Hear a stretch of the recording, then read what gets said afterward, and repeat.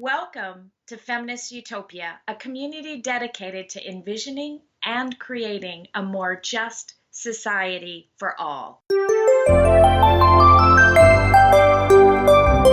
Welcome to Feminist Utopia. Today, we're going to imagine a world in which the Supreme Court actually upheld the Constitution and reflected the diversity of the American people rather than the current status quo of mainly old white men promoting an American Christian version of fundamentalist Islamic law that dictates that women are the property of men and their principal purpose for existence is reproduction. Don't hold back, Benita. Tell us what you really think. Well, there have been so many laws regulating women's bodies and access to abortion. I don't know how you could interpret it any other way. And today we'll focus on the legal implications of these draconian laws. And so far, 9 states have passed abortion restrictions. By the time you hear this, who knows? Including Louisiana, which has already been signed in by a Democrat governor of the state. Yeah, not only Louisiana, but we have Alabama, Arkansas, Georgia, Kentucky, Missouri, Mississippi, Ohio, Utah. Most of these laws are not in effect, and all of them expect to be challenged. And actually, proponents hope they make it all the way up to the Supreme Court. Why now? Kavanaugh. Yeah. Kavanaugh. Thank you, Mitch. Personally blame McConnell for not appointing Gorsuch back when Obama was still president. And I blame Obama for not using the recess to force his appointment through. I'm sorry, I understand taking the high ground, but look at what we're facing right now. Exactly. The Alabama law especially was designed to be aggressively unconstitutional. It was a bill that was meant to thumb its nose at the Supreme Court and to directly challenge Roe v. Wade. So when they talk about the Georgia bill going into effect in January, I think that they will try to put it into effect, but again, the appeals will be immediately filed like they were in Kentucky. That requires the states then to not implement these kind of laws. So let's talk about what happened at the Supreme Court in Kentucky. It was Box v. Planned Parenthood of Indiana and Kentucky, and the court's decision was issued without a briefing on the merits or oral arguments. It was unsigned and just 3 pages long. Some people are calling it a compromise that indicates the court isn't ready to overturn Roe, but I don't necessarily see the compromise, and I see that it's really damaging. Yes. Exactly what it said was they turned down the appeal that asked the court to reinstate the law banning abortion solely because of sex or disability of a fetus. So they're not going to rule at all on that. But they upheld the part that says abortion providers have to bury or cremate fetal remains. And they said that this decision wasn't a ruling on abortion rights. It's just separate remains issue. In which I find really a sign of Christian privilege. For Jewish people, you wouldn't bury these remains. These are, as the rabbi said to me in the hospital room after my son died at birth, it's medical waste. So what exactly are Jewish people supposed to do with this stuff? And then it looks like it's creating a new industry that I'm sure will be dominated by a few people that are probably going to be big donors.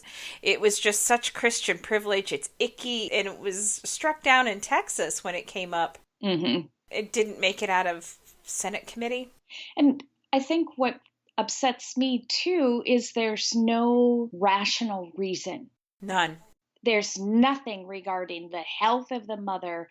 The health of the remains obviously isn't an issue. There's no good scientific medical reason that this needs to be done. And they are in for a court battle.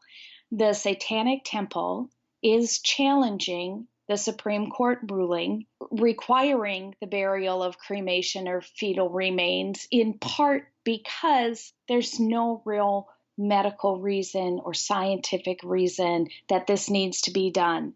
The Satanic Temple is a newly recognized religious organization.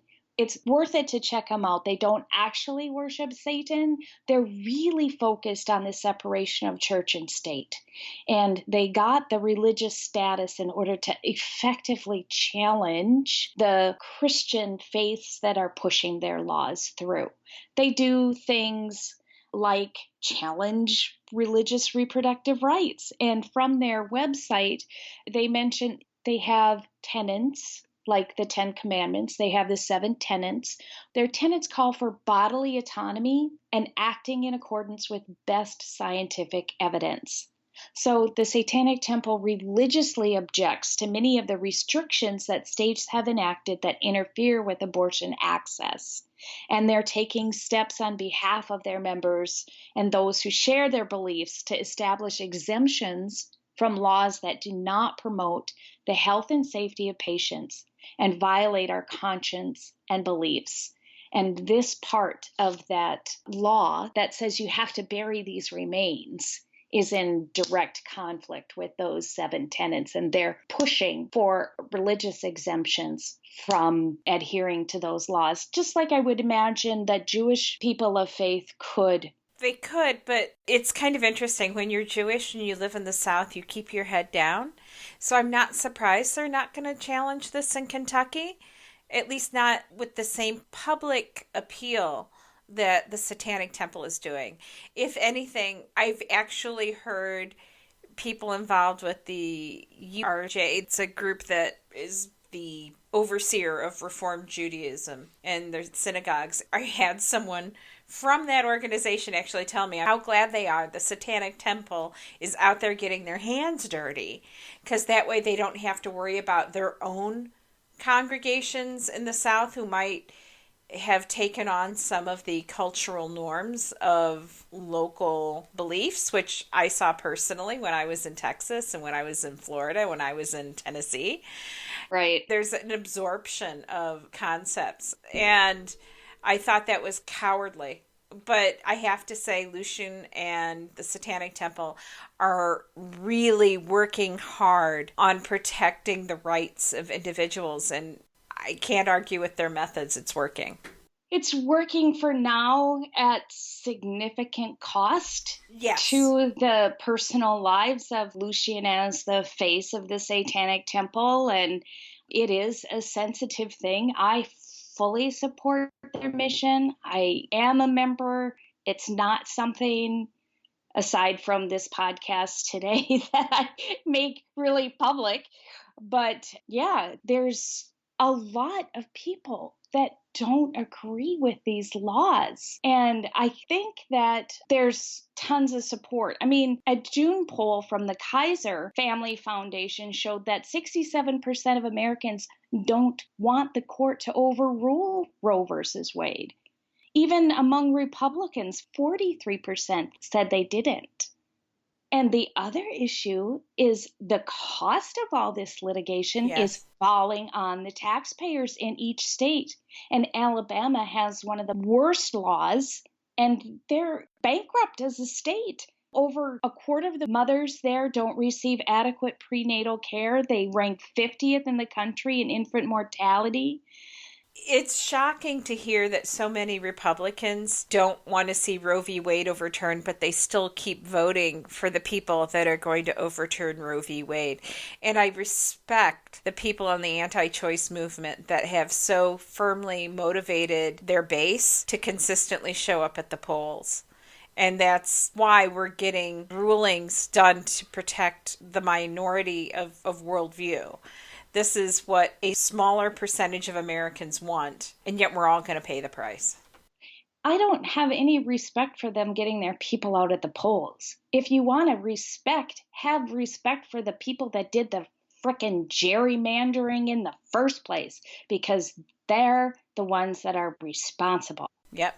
If it was one person, one vote, equal representation, we would not have this draconian laws going through. True, and that brings us back to one of my issues with the DNC, which has spent decades ignoring anything that was below the federal level in terms of the ballot box, and now look where we are. But that's a topic for another day. Yeah. But getting to the state level, with the concerns that the reversal of Roe versus Wade is imminent, that would leave the abortion issues to the states.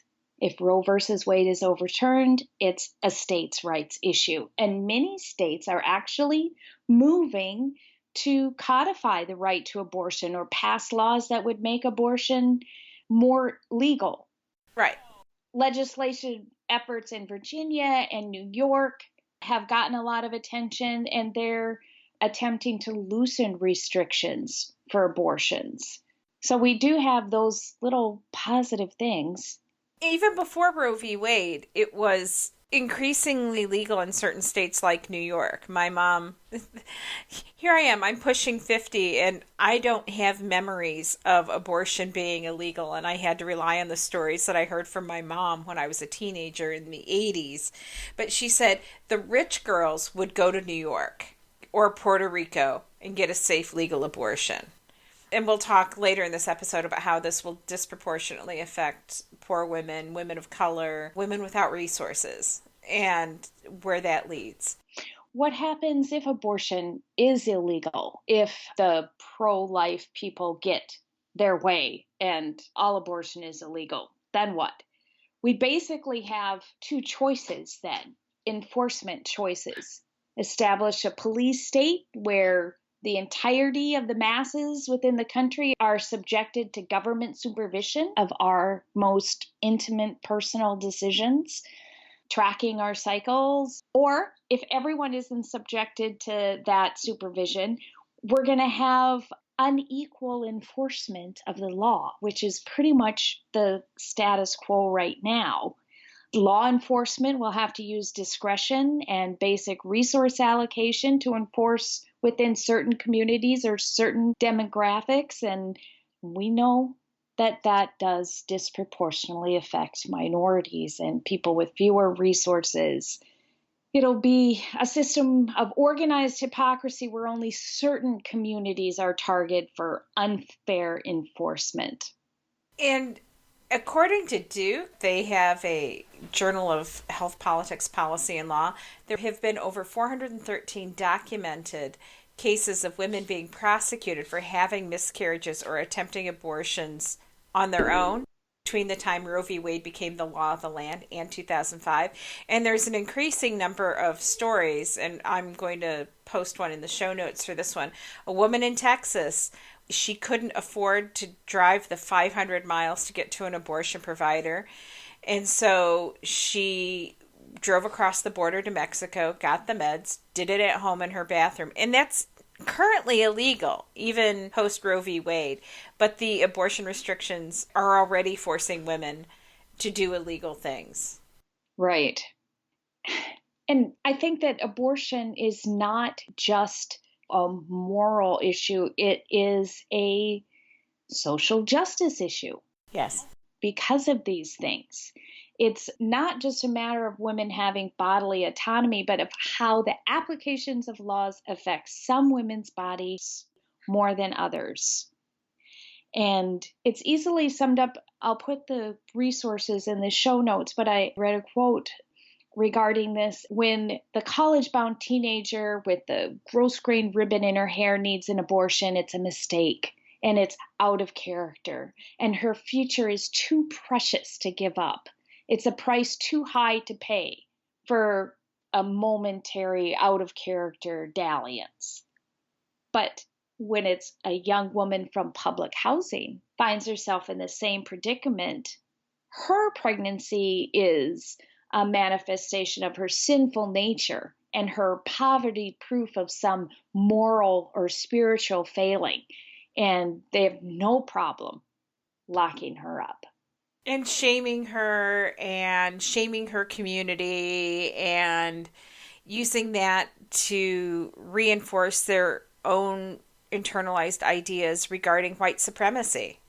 I don't know if you heard about the case that actually went to court in Indiana. A woman got convicted, sentenced to 20 years. A woman named Purvi Patel. Again, you want to guess what color she was? She wasn't white. She had shown up at a hospital seeking treatment, and she had an umbilical cord sticking out of her. And the doctors suspected that there was still a baby out there, and they sent the police out to look for it, and they finally got her to tell them where she had put the baby's body. And it was in a dumpster. The baby was around 1 pound. Ms. Patel said the baby was stillborn, but she was convicted and sentenced to 20 years in prison for feticide. And this is when Mike Pence, the people that we want to pretend would be better than Trump, was governor of Indiana. They decided she tried to kill the baby. She had bought some drugs to end the pregnancy online, but had not used them. And there was no evidence in either the baby's testing or her testing that she ever used these drugs. And then they did some pseudoscience stuff to see if the baby took a breath, and that was inconclusive. But the biggest issue, the prosecutors got up there and said when she went into labor and started having problems, she didn't go to a hospital, and maybe they could have saved the baby if she'd done it. That's scary to me. This comes back to, how do you enforce that? If a woman has a miscarriage at 16 weeks and she doesn't get to the hospital in time, she goes to prison for 20 years?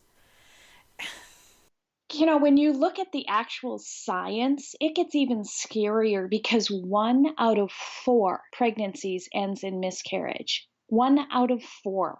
And fertilized eggs can be expelled during a woman's period without a woman even knowing that she might have been pregnant. And any period could potentially be a miscarriage without the woman's knowledge. Are we going to sort through everybody's menstrual blood? Do you have to turn that in for burial in Indiana? It makes no sense. But it was interesting to me that they used this to go after a woman of color almost immediately. And it did get overturned on appeal.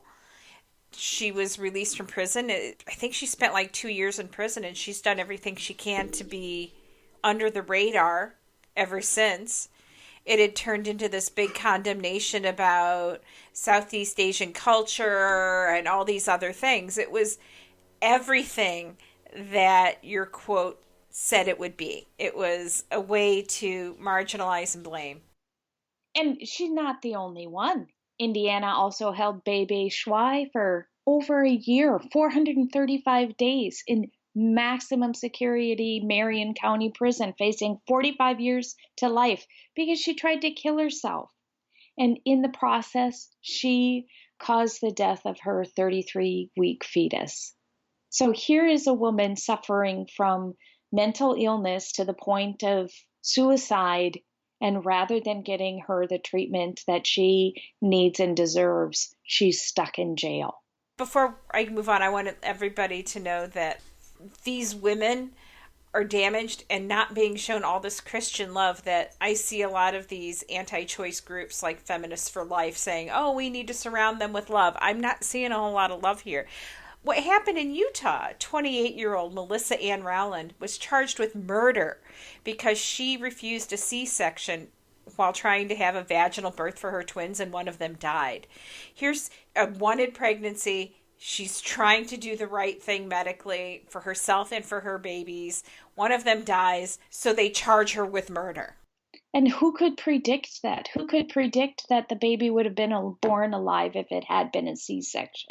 Yes. If she had had a C-section and one of the children had died, would she be charged with murder for not having a vaginal birth? This is just insane. There's more stories about this, but I don't know if I can go into them. I mean, it's just so upsetting.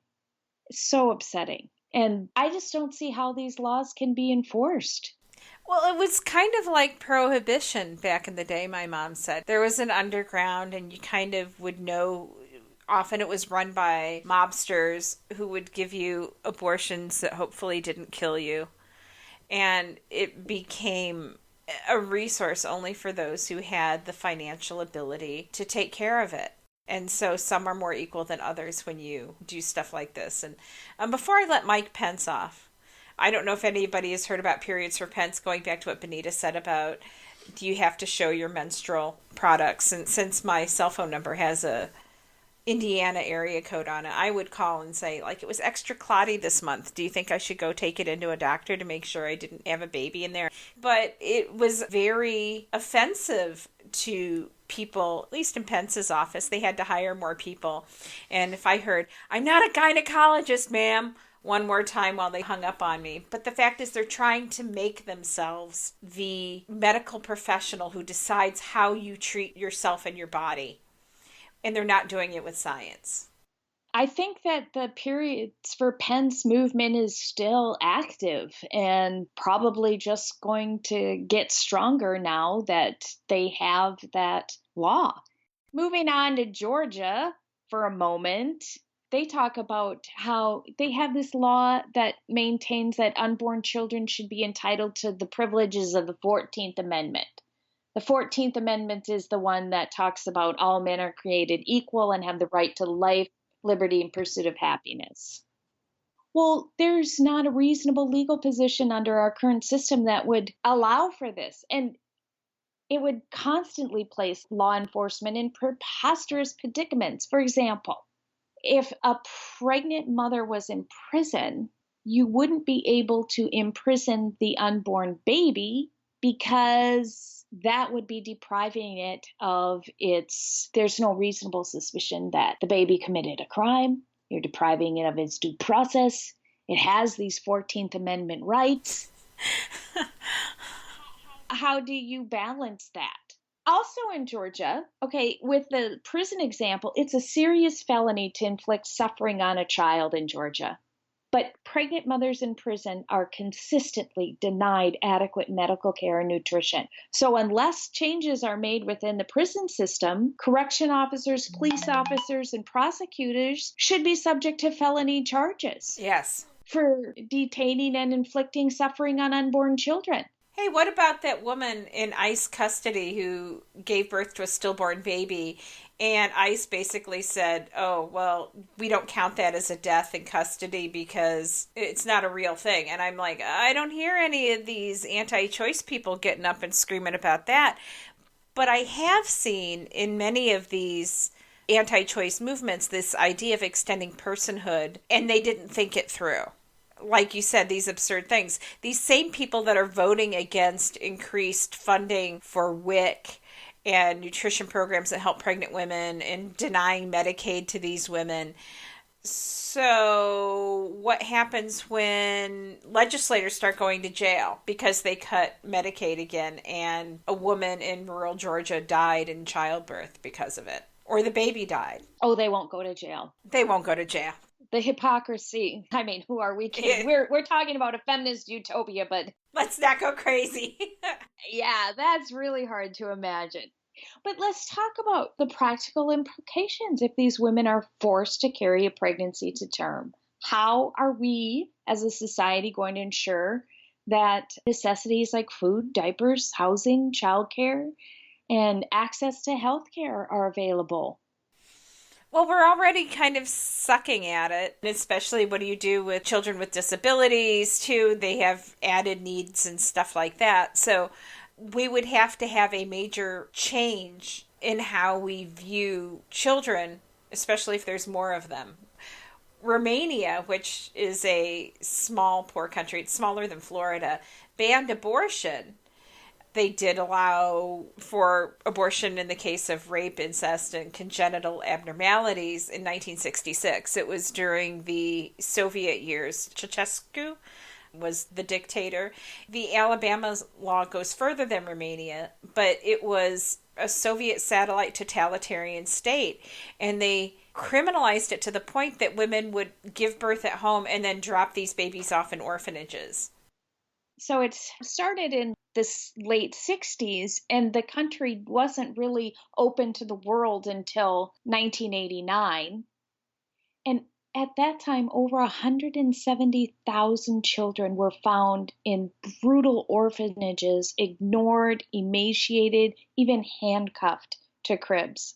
And nobody knows how many of those children died in the decades before that. And when you think that, A, Alabama's laws go further and are more draconian than the Romanian prohibition, and B, there was legislation in Alabama to increase funding for birth control and expanding Medicaid and trying to provide for some of these eventualities when the babies are born, and all of those got struck down. So they're cutting Medicaid. They're denying access to birth control and other reproductive health care issues. What are they going to do with all these babies that are going to be born now? What are they going to do with the dead women who try to take care of it themselves, too? That was also an issue in Romania, that in this poor society, they would try to do it themselves. They knew they couldn't go to the doctor or a hospital if things went south because they would end up in prison and their families would end up in prison, possibly killed. It was that serious. The enforcement was like what you would expect from any totalitarian government. It has devastated a whole generation and caused social problems that they're still dealing with today in Romania, even though this all stopped in 1989 with the fall of the Berlin Wall. This is not something you can say, oh, we're going to get a new president in 2020 and it's going to make it all better. This is going to have decades of effects on families and people and our society as a whole. On that cheery note, sorry. Honestly, we try to have a positive call to action. These are serious issues, and it is scary and alarming, and I'm kind of at a loss as to give you something positive to do as our call to action. We talked before about using Planned Parenthood as your healthcare provider if that's an option for you, and that does help. Talking about it, making others aware of the implications, and encouraging people to vote and voting yourself to elect pro-choice people. What else you got for me, Debbie? Specifically, I donate money every month. It's only $10, but I do $10 a month to Planned Parenthood in Kentucky, Indiana. I donate specifically to Planned Parenthood organizations in states that are the most embattled, because even if these laws go through, Planned Parenthood is going to be on the front line providing medical care to the women carrying unwanted pregnancies. Because as we saw in Alabama, that's not going to happen. It isn't like all of a sudden they're going to expand Medicaid. Right. To take care of these people. So I do donate specifically to Planned Parenthood organizations in embattled states like Kentucky. If you don't have those kinds of resources, getting involved with Planned Parenthood or other pro-choice organizations sending out postcards, they'll send you the postcards. They just want you to sit down and handwrite on them. Stuff to go to legislators and stuff like that. But it's going to be an all hands on deck sort of thing when this goes through. And I'd like to do an episode about the story of the Jane Collective in Chicago, which this is a group of women that taught themselves how to give abortions. And I don't want to see women die because someone thinks that their God tells them they deserve to die if they're going to be murderers, and that this is God's plan for all of us. We'll cross that bridge when we come to it, and I would like to do an episode on the Jane Collective in Chicago and the emotional cost of that. They ended up performing probably over 2,500 abortions with a lower complication rate compared to legal abortions in New York State. It's an interesting story, and it shows the great toll that it takes on everybody in that process. So that's cheery. Well, we do appreciate your taking the time to listen to us today, and we do have another episode in this series coming up, and that's going to be talking about the women on the front lines of the anti-abortion side and the women on the front lines of the pro-choice side. So stay tuned for that. Thank you so much for joining us today at Feminist Utopia. If you like our work, please give us a review on iTunes, Stitcher, or wherever you access our podcasts so others can find it as well. You may also become a Feminist Utopia patron at patreon.com to show your appreciation. Remember, patrons get perks. And check out our blog and other resources at our website, feministutopia.net. Email us your idea of what a feminist utopia would look like or any questions to info@feministutopia.net. We appreciate you taking the time to listen and grow with us. Feminist Utopia is created by Debbie Williams and Benita Malone.